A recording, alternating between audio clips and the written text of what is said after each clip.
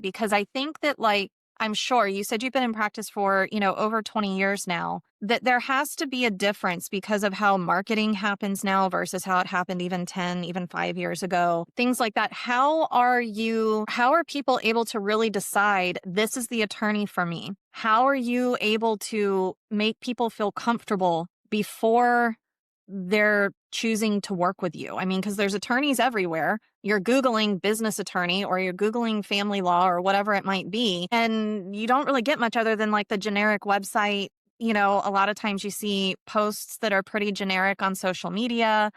How do people really decide that this is the person that I need to have during this vulnerable time in my life? I can only speak to my own experiences and from what I have gleaned from my own clients, but also I have a recent example just from last night. So last night, I was on the phone with somebody who is about to get sued, and she was referred to me through a social media post. Someone tagged me in a post. And so I've been talking with her and reviewing her documents. And at the tail end of the call, she got a little emotional. That's very common. It happens a lot. And I hold space for my clients.